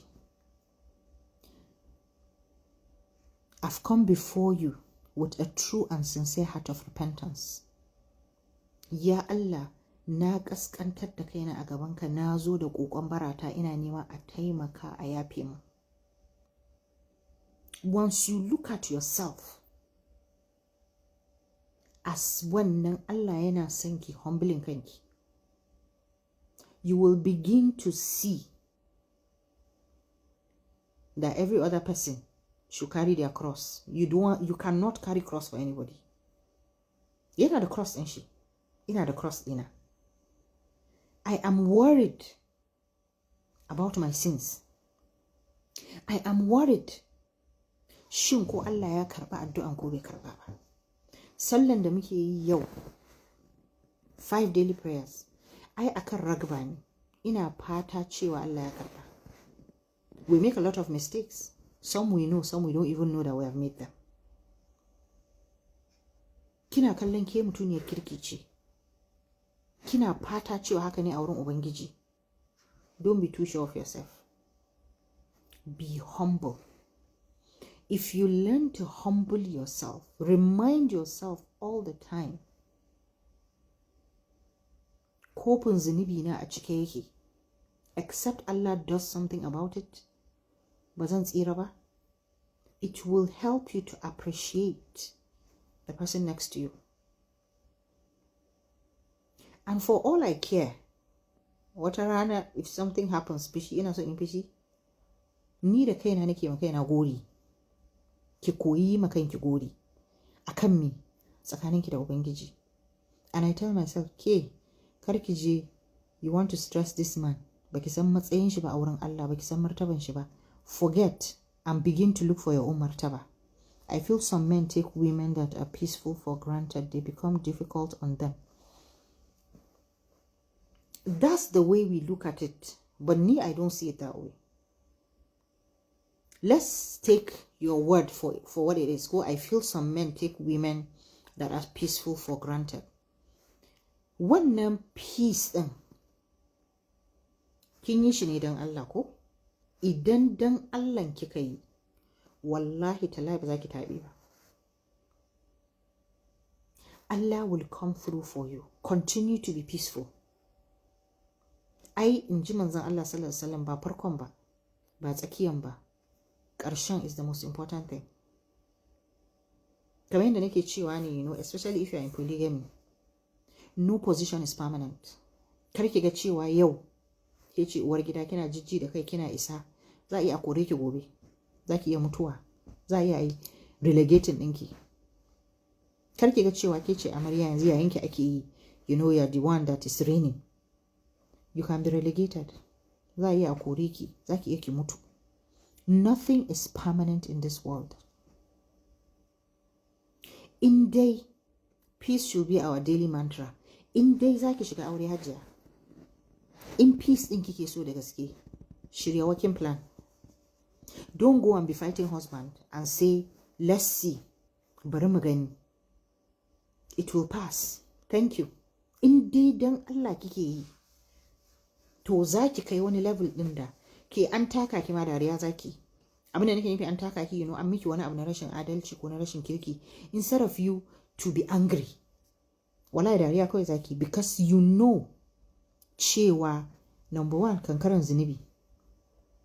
In aka miki ba daidai ba ko, ga zunubi da ake kankarewa, ga lada da ake rubuta miki, ga martaba da kike a idan Allah. But you see 90% of mata ba abin da ya dame mu da wace ce tafi daraja a idan Allah. Our fight always shine wace ce tafi daraja a duniya. Musamman for those in polygamy. Kar ki kalli wace ce wai, yar gaban goshi ko wani abu. Ke all the time struggle to earn a space, a position with Allah subhanahu wa ta'ala. Menene martabanki a wurin Allah? Me yake sa mace ta yi martaba idan Ubangiji? Kawaici ko? Kau da kai, daga kafa, forgiveness din da ake magana akai. You may forgive something kina ganin cewa ke wawuya ce. But for macen da ta san Allah, forgiveness ya wuce wawanci. The people around you, some even their parents, inda banza kawai sha zai ta miki kaza, kina daukan kaza, like I say every day. In ba za ki iya haƙuri ba kake discouraging wasu. She's taking shit, mun ji she's taking shit. Amma tun da har tana haƙurin, ki kyale ta. Ran da ta ga ba za ta iya ba, za ta ce ba za ta iya ba, tana so ta bari. Amma in dai ba haka ta ce ba, tana yi don Ubangijinta. If you cannot encourage her, pim, you go and say something da za a rubuta miki wani zunubin da dan hakkin da kai raina shi yake menene, shi zai kai ki wuta wata kila ke baki sani ba. Saboda gashi ana aikin Allah, Allah ya ce inna Allaha ma'as sabirin. Manzon Allah sallallahu alaihi wasallam yana ta mana nasiha da haƙuri. One of the best virtues da Allah zai baka shine haƙuri. Ke kin zo kin zama maƙiya Allah, kin zama maƙiya manzon Allah, ana haƙuri kin ce zaki rusa. Forgiveness is hard, absolutely is hard, shi yasa kuma yake da lada. Do you get the point? Shi yasa yake da lada. Ai in kika yi forgiving, kamar yanzu bari mu dau diya for example. Look at a whole human being. Wani ya zo ya kashe miki uba, whether he's drunk, whether he's doing one rubbish inside his car, he's driving, ya zo ya kaɗe babanki ya mutu. Ji soyayyen da kike ma babanki. Allah sai ya ce sai an biya diya. Wajibi. Amma kar ki manta, for everything da Allah ya faɗa, sai ya ƙare da sassaucin haƙuri. Sai Allah ya ce dole sai an biya diya. Amma a ƙarshen ayar, idan kuka haƙuri kuka yafe, shi ne yafi yana da kyau. In ba ku yafe ba kuma ba laifi don kun ce sai an biya, kuma aka biya ku karɓa.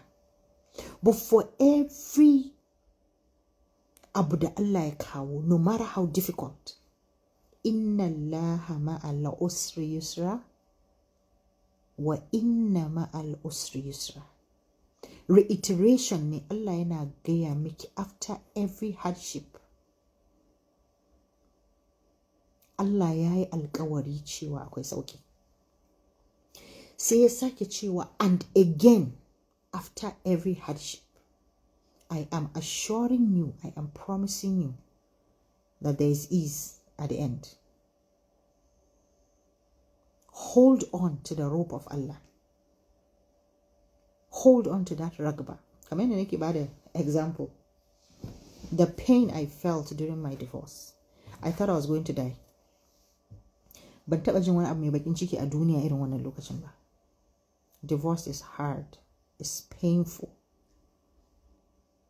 ko kina da laifi ko baki da laifi, ko an raba auren based on shari'a, dama Allah ya gaya mana a cikin Alkur'ani. It was very tough. I never thought that the pain was ever going to go away. The only pain da ya zo ya fi shi was when I lost my grandmother, because we were very close. She ne wani irin, when you have lost someone that she's the closest person to me that I have lost. Na ji an sa min wani abu a nan ɗina, ya zo ya yi choking ɗina a nan, I cannot breathe. Ba na iya, ashe da ake cewa I can't breathe, kana ganin kaman ƙarya ne. Once you be in a situation where it happens, zaka gasgata cewa tabbas akwai wani pain that is so heavy that it actually chokes your breath. You have to gasp for breath, like kana buɗe bakinka kana neman iskar da zaka shaka, because truly yana squeezing airways ɗinka baka iya numfashi. It was really hard. But yo, here I am. Ban taɓa tunanin cewa I will ever stop crying, I will ever smile. And it's the same with anyone that has lost a loved one. Ko mama, ko baba, ko ɗan uwa, ko mata, ko miji. Amma me Allah ya ce? Inna ma'al usri yusra. Ya gaya miki cewa zai wuce. Wallahi, I never thought zai wuce. Gani nake kawai, I'm going to be like this till the end of my life. I will never laugh. I will never smile.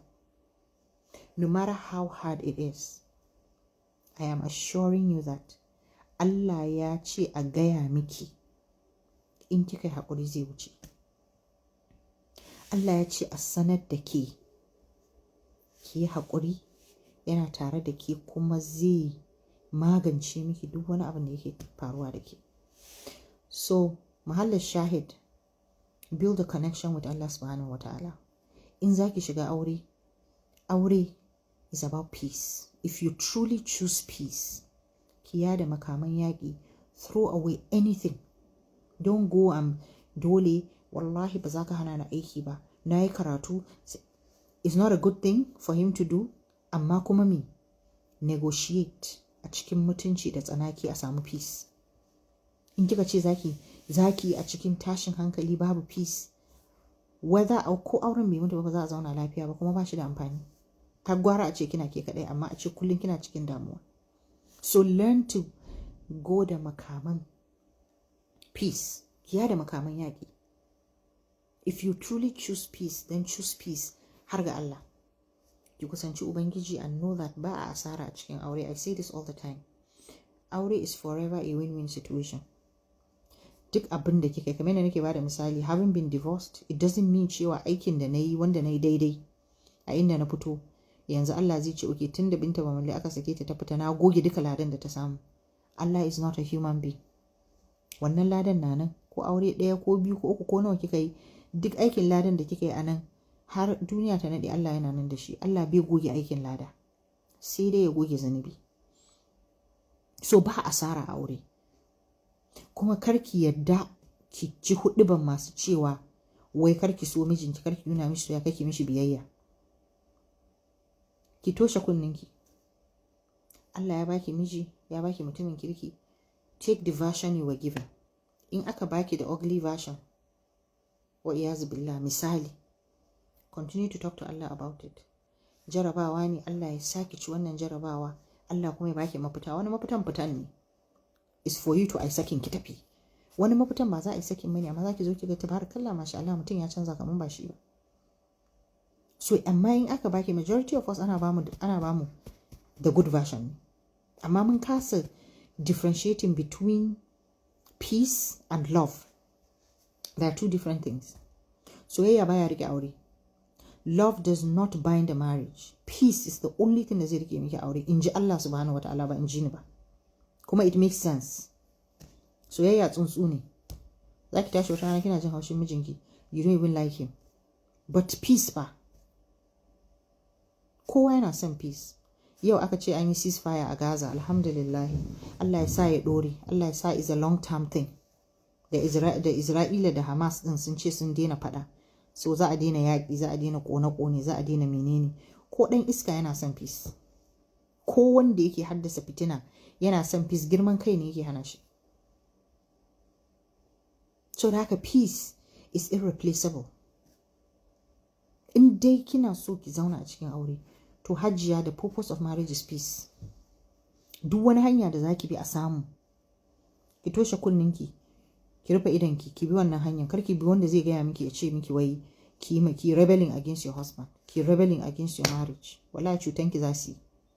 Ki rufa ma kanki asiri kamar yadda na ce, wanda ba ta da wayo ita ce take zuwa ta ce mijinta kaza kaza. Duk aibin mijinki ki sa a cikin aljihu ki rufe, ki sa mukulli, in kina da mukulli ki rufe, ki ajiye. Wannan tsakaninku ne, sai Allah. Don't go and be saying things da bai kamata ki faɗa ba. In dai peace ake nema, abin da zai kawo peace din, a bi shi a zauna, a bi shi a zauna.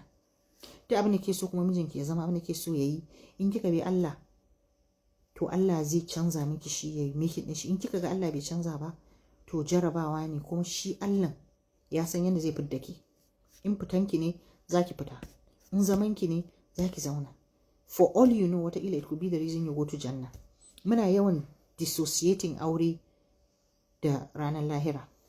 How can I deal with clingy husband? Clingy husband is always fun to be around. Yeah, there are women. I have a friend. Haka. Ba ta son wannan clinginess din. But haƙuri zaki. Zaki ƙoƙari ne a hankali, and then you begin to come up with activities da zai rage clinginess din. Maybe you join a gym. Maybe ki je ki fara cycling. Maybe wani abu da zai yadda da shi that can take you away, wanda is halal, wanda kuma is women oriented. You will find a way around it. All you need to do is just have a plan. Just have a plan. Because yana ganin ki all the time. That's why he's clingy. Maybe he's retired, or maybe he's not working, or maybe you're not working. Find something da zai, ko a cikin gidan ne, there are things that you can do wanda zai sa rage wannan. Yeah? So all you need to do is just figure out a plan that is going to work for you. In fact, wani abun ma nashi ne, you take over something for him that is going to make you busy. That is going to make you koda ba wai busy like that, but you're using yourself. So haka, you are not sitting in one place for him to cling to you.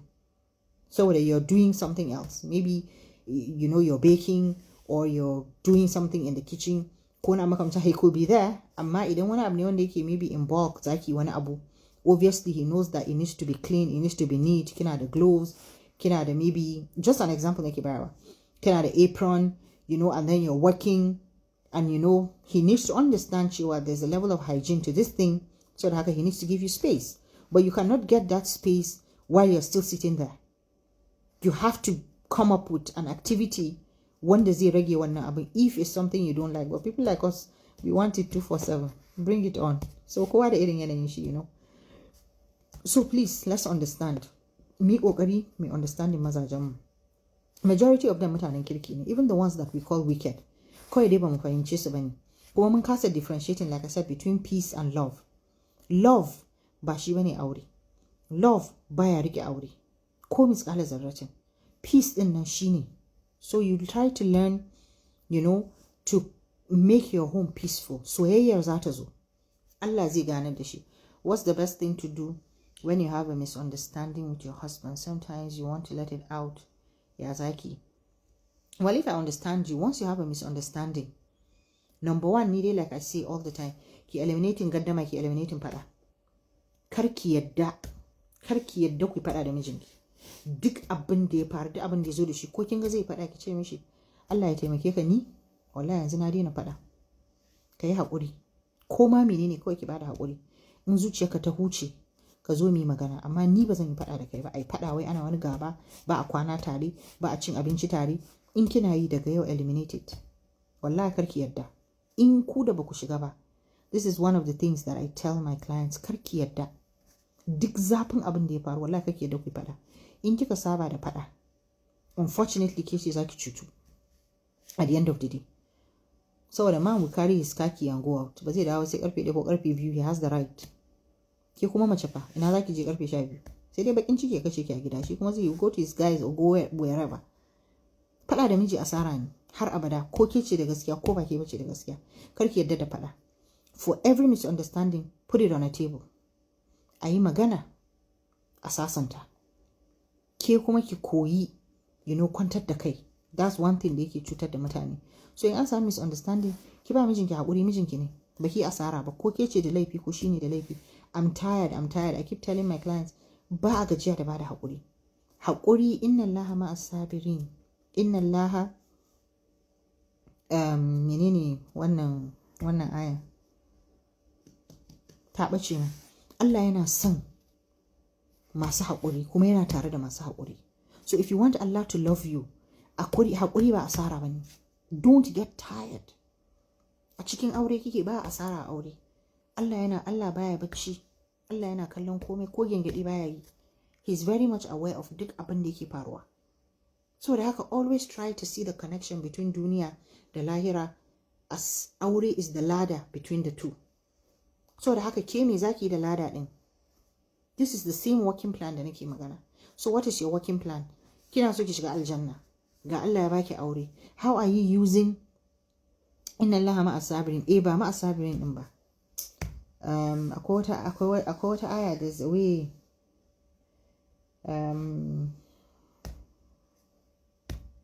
ba inna Allaha yuhibbul muhsinin ba. Kin gani Allah loves the muhsinin ko? Kamar wasu na buɗe live ɗin nan kamar yaya? I don't understand. Sister Aisha, how do you mean? Inna Allaha yuhibbul muhsinin ba shi nake nema ba. Anyway, I was just trying to, reiterate the fact cewa Allah yana son masu haƙuri. Allah yana tare da masu haƙuri. So in kina so Allah ya so ki sani cewa haƙurin da kike ba mijinki ba kya asara. Don't ever feel bad. In zaki ba da haƙuri so miliyan. Because anything zancen marriage ba na so. But lo and behold, this life have changed me. Alhamdulillah. Okay, kamar wasa na buɗe life ɗin na. Oh, yanzu na gane. Marriage is beautiful, dear Sister Aisha. Marriage is the strong sunnah of the Prophet ﷺ. The Prophet ﷺ yace, if you are, from my people and you love me, then you should love my sunnah. It's just, learning to do it the right way. So ba asara. Duk abin da zaki a cikin aure idan kika yi you feel heavy. Go and talk to Allah. Allah, kana gani na bada haƙuri saboda kai, ba ni bace da laifi. Allah, ka saka mu. Shikenan. Dama kuma zai saka miki ma kafin ki tambaye shi. Sai dai dama ya ce mu tambaya. It's in order. You get. So ba asara aure. All you need to do is you need to understand the dynamics of auren nan. In muka fahimce shi, a lot of our problems are going to be solved. You can do something because of mijinki. Amma the first point shine ki dan Allah. Ki because kina kwaɗayin aljanna, ki because kin gane relationship ɗin da ke tsakanin. I have trust issues. How can I trust him without doubting him? Tabbas zan yi kukan letting go of some things da na rike a zuciya. Try to let go. Okay, how I have trust issues. How can I trust him without doubting him? Let's start with how the mistrust came about. Now, whatever reason yasa kika ji cewa baki trusting mutum ba, I will always bring it back to the connection da Allah subhanahu wa ta'ala. Kitina cewa Allah trusted you. We took a covenant kamar yadda addini ya nuna mana, manzo Allah sallallahu ya gaya mana, Allah ya gaya mana a cikin Alqur'ani, when we were all created. We took a covenant with Allah subhanahu wa ta'ala. Allah ya tambaye mu za mu bauta mishi, muka ce eh. In ya turo mu duniya za mu yi abin da ya ce, muka ce eh. Da musulmi da wanda ba musulmi ba, every living thing ya yi ɗauki wannan alƙawarin da Allah subhanahu wa ta'ala. Da muka zo duniya fa, mun yi alƙawari za mu yi sallah 5, za mu yi akan lokaci, mun yi alƙawari za mu yi obeying Allah, ba za mu yi disobeying ɗin shi ba. How many times have we disobeyed Allah? Let's be honest. Uncountable times. Allah has not hold you by your neck ya nemi hakkin shi a wajenki. Saboda manzon Allah sallallahu alaihi wasallam ya roƙa mana for every alƙarya da aka yi a baya, da samudawa da adawa da menene Allah ya destroying ɗinsu da aka ba su lokaci su daina wani abu. Manzon Allah sallallahu alaihi wasallam ya nema ma al'ummarsa alfarma, kar a yi destroying ɗin mu, a bar mu sai ranar lahira a mana hisabi kuma a bashi ceto. Allah ya karɓi addu'ansa. That is why you and I are still here. Sai sa ba a riƙe mu ba for all the salloli da bamu yi ba, da wanda muka yi akan lokaci, da turare da muka fesa, da magana da ƙarti da muka yi, da meye da muka yi. Allah trusted you, you betrayed his trust. So da haka this husband we're talking about da yanzu kike da trust issues da shi, you still go back to Allah. Abin da yayi ko ma menene shi, idan ya wuce a bari ya wuce. Ke ma laifin da kike yi, idan kika je kika tuba Allah ya ce ya yafe miki, nobody can hold you accountable. So in Allah ya yafe mishi, ke ya za a yi ba za ki iya yafe mishi ba. No matter what you do dama, ba za ki iya gani irin 100% ba. In kina neman 100% trust ne babu shi. You won't get it. Just work with what you have. Allah ya bani mijina mutumin kirki, na karbe shi a haka, ina son kayana a haka. I don't bloody care what anybody thinks or what anybody sees or what anybody digs. Dole ki toshe kunninki, ki toshe idanki. And for majority of us, mu muke zuwa nema. Stop looking for his faults. Ki karba abin da aka baki. Ki karba abin da aka baki, an baki alheri. Karki ma Allah butulci. Dama Allah ya hana bincike, haramun ne a musulunci. Saboda Allah ya san the damage it will do. So da ke ma yanzu aka ce za a bincika ki. How can I open my heart and love someone? Okay, let's round up this. Ke ma yanzu da aka ce za a bincike ki, it's not going to go down well. We all have skeletons in our cupboards. You have something you're hiding.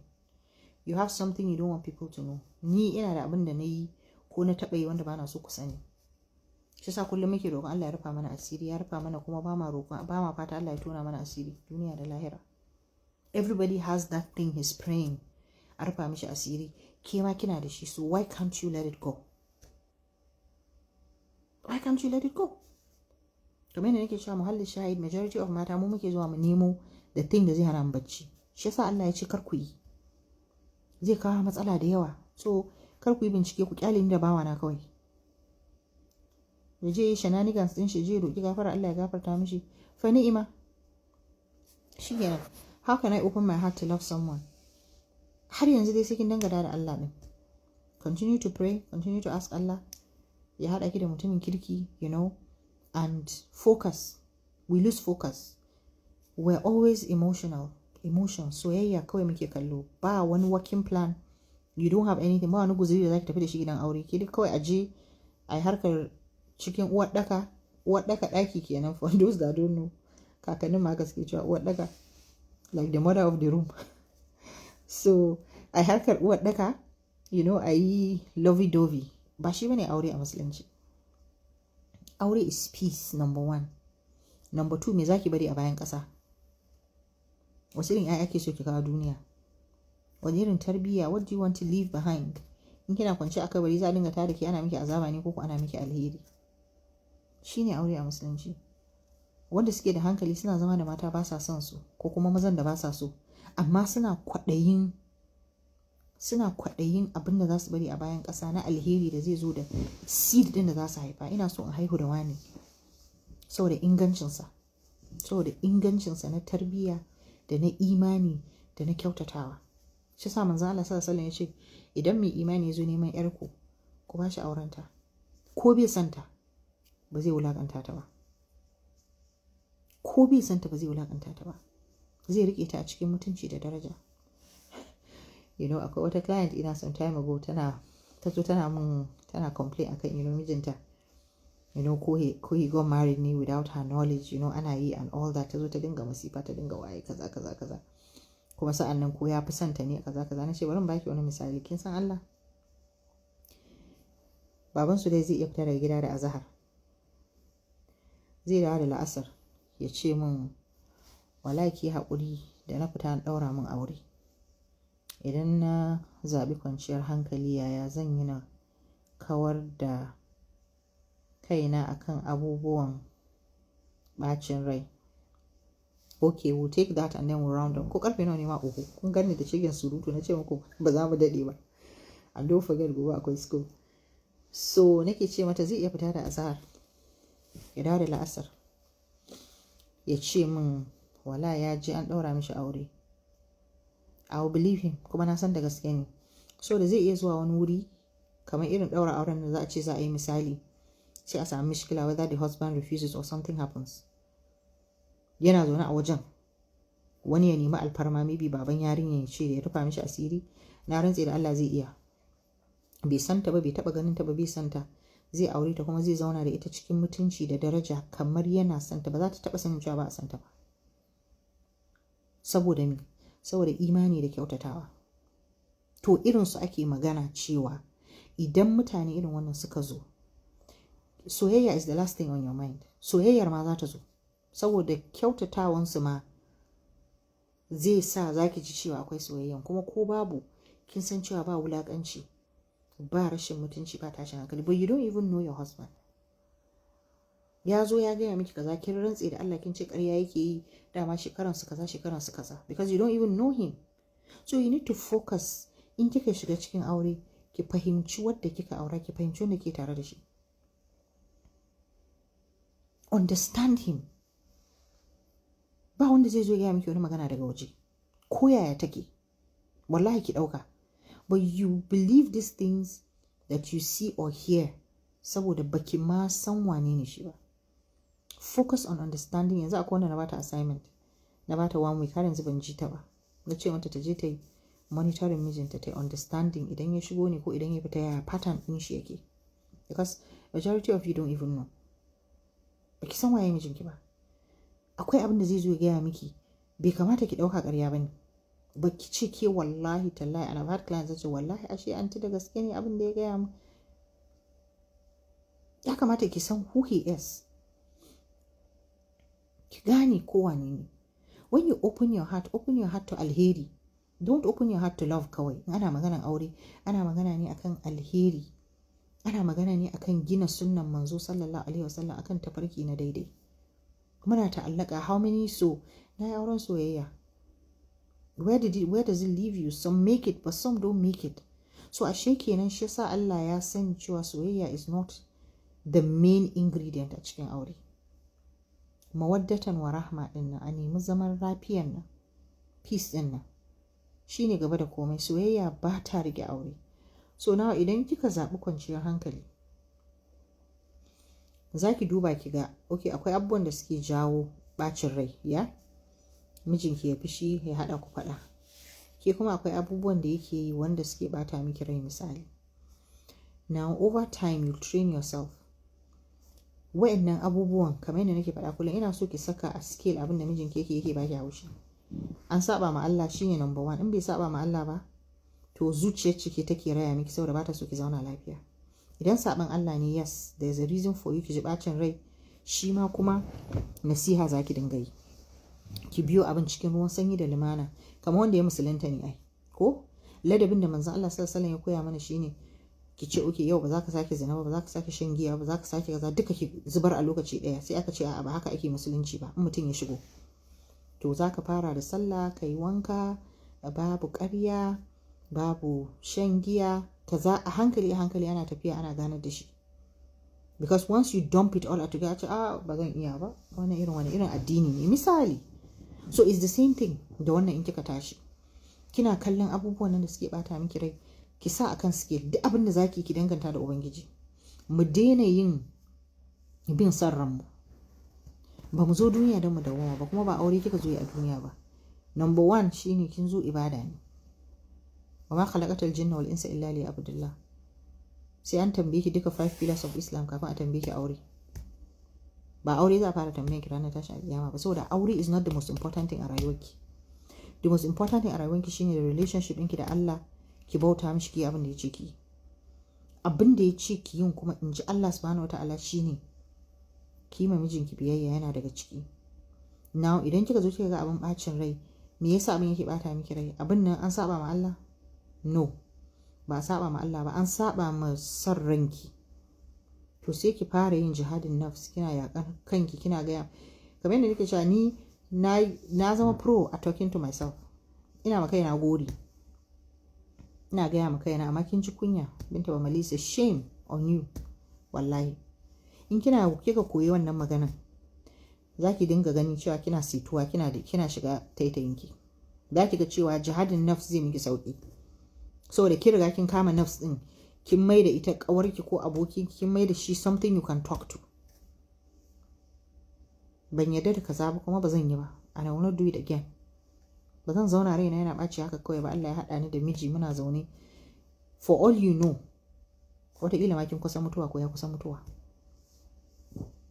Idan duk abin da ke gaya ma nafs ɗin ta ƙi ji, to ki gaya ma ƙwaƙwalwanki cewa ba kya so ki asaran wannan lokacin da Allah ya baku aro, saboda ke aro ce, shi aro ne, 'ya'yan kuma aro ne. Ran da Allah ya so zai karɓi kayan shi kuma babu notice.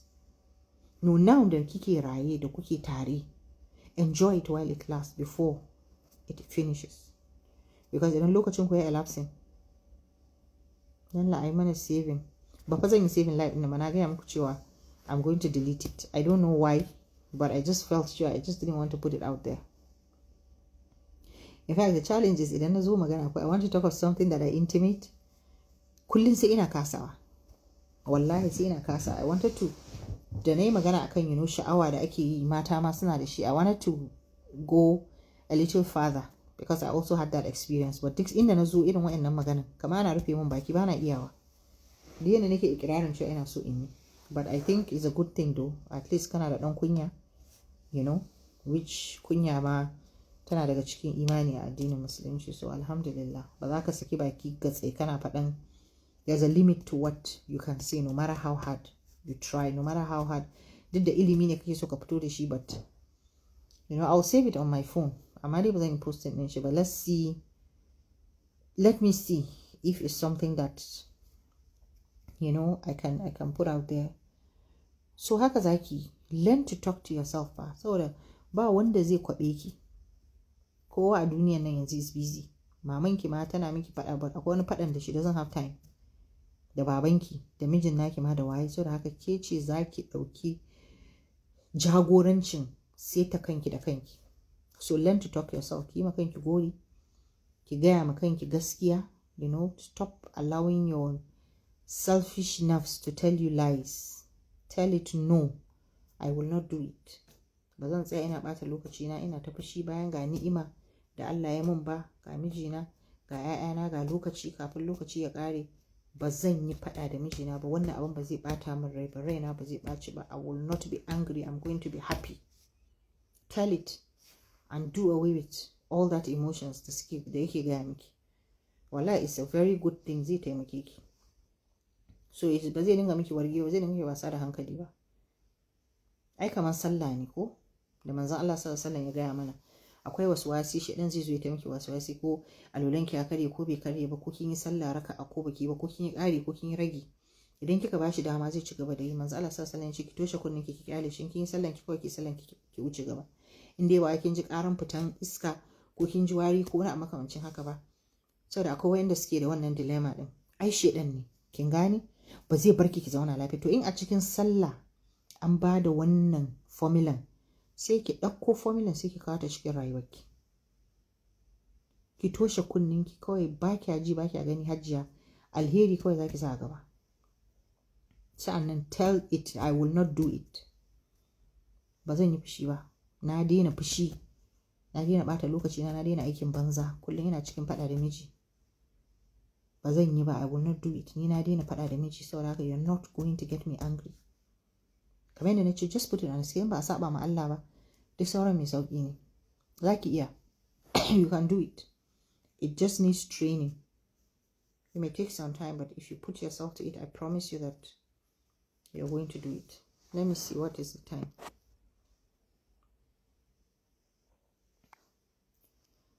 Agogon mai wai karfe 2:30, so mun yi awa 1:30 kenan. So I just hope that you learned something. Da Allah dan annabi, ku da za ku shiga da kuke ciki, please understand that marriage is about peace. Choose peace. If you choose peace, eliminate any and everything da yake cin karo da peace din nan. Kar ki shiga aure haka kawai.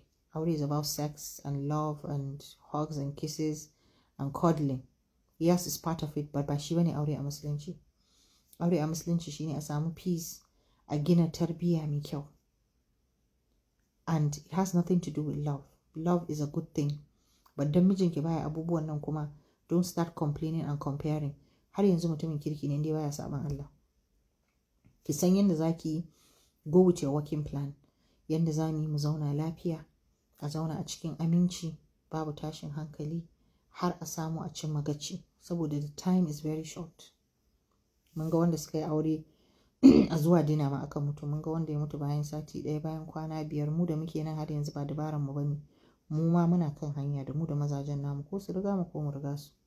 Make use of this time da aka baki aro da kike da shi. Akwai wanda yanzu an sa bikin su, wataƙila ba za a yi bikin ba, ɗaya daga cikin su.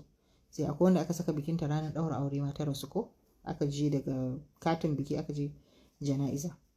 So let's try ko da yaushe mu alakanta abin da za mu tarar ranar gobe kiyama. So aure is a ladder between duniya da lahira. So da haka auren ki zaki amfani da shi ya zama tsani. A lahira ina kike so kije? Kina so kije hannun hagu ko kije hannun dama? So idan hannun dama kike so kije, which is aljanna, sai ki kokari ki come with a working plan wanda zaki amfani da shi, ki yi amfani da wannan tsanin ki je hannun daman nan da ke so ki je. Kar ki bari Allah ya baki wannan tsanin, ba kowa aka yi ma arzikin tsanin aure ba. Mutane da yawa are there without it. It doesn't mean you cannot make jannah without it, amma it means that akwai daɗi a cikin daɗi, you know, because aure is a good thing. You enjoy all the good things of life. Duk wani abu da zaki gani da zai burge ki akwai shi a cikin aure a duniya. To ha'annan kuma a je a ƙarasa a aljanna. So an baki a duniya, try to utilize it, try to make use of it, understand the dynamics na aure. Aure is about peace. Aure is not about your selfish desires. It's not about the things that you feel. It's about the things that Allah yake so, da Allah ya ce ayi. In dai ba a saba mishi ba, duk abin da bai saba mishi ba to it's good to go. Train yourself, learn to talk to yourself, learn to ki kwaɓi kanki da kanki, dan babu wanda zai kwaɓe ki. Ranar tashin alƙiyama nobody is going to be there to say ai na gaya miki ko ban gaya miki ba. Kowa yana ta kanshi. Ke ma ki ta kanki tun yanzu. Find, you know, a bearing. So may Allah make it easy. Allah ya ba mu sa'a. Allah ubangiji ya sa mu dace. So we'll just cut it off here and then sai wani lokaci in mun sake haɗuwa, insha Allah.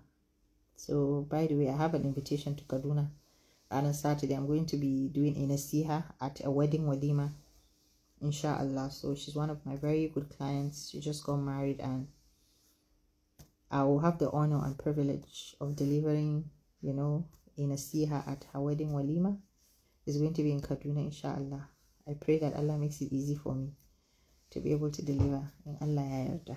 Allah kuma ya bamu aran lokaci. I used to think imaginations ne making peace in marriage, but this life yayi encouraging ina that is possible. It's very possible, namesake. It's very possible. Ai peace ba abin da ya kai shi daɗi a duniya ma gaba ɗaya, ballantana a cikin aure. Shine ƙololuwan jin daɗin aure, a ce a zauna lafiya. Wallahi a zauna lafiya babu abin da ya kai shi daɗi. Kuma once you are willing, you are ready, kuma kika nema a wurin Allah, Allah zai miki. Haƙuri, har abada haƙuri baya zama asara. Don't be, you know, discouraged by kullum ni ne haƙuri, ni ke bada haƙuri, ni ke kaza. For all you know, it could be the reason you go to Jannah. Maybe that is your own ladder. Duk abin da kike yi ki danganta shi da Allah. You know, all of the things that we have said. You know, try to give excuses. Try to be humble. You know, ko da yaushe ke ba kowa bace, ke ba komai bace. You are just a bloody sinner who has a lot of, you know, baggages na haƙoƙin Allah da ke kanki da baki bayar ba. So don't put too much pressure on wani haƙoƙi da wani bai baki ba, saboda ke ma baki gama ba Allah na shi ba. You know, once you think like that, you'll see that it's going to be easy, inshallah. Always ask Allah, you know, for that clarity. Accept your husbands the way that they are. They have given you the good version. Don't go digging down. Allah, let's stop this habit and attitude, seeking digging the bad and the ugly. Seeking gano, banda kin gano, seeking zo kin putting it in the face of someone, seeking you confronting it, seeking ce mishi ashe kai kaza. Wannan kawai wahala zai baki. It doesn't bring any positive result. Allah ma ya hana. So da abin da Allah ya hana mu yi kokari. We can't be perfect in it, but let's try. So may Allah make it easy. Allah ubangiji ya tashi mu lafiya. Bari mu je mu samu abin da za mu samu kuma kafin a tashi hidimar 'yan makaranta ko da safe. Assalamu alaikum warahmatullahi wabarakatuh. Kwana lafiya.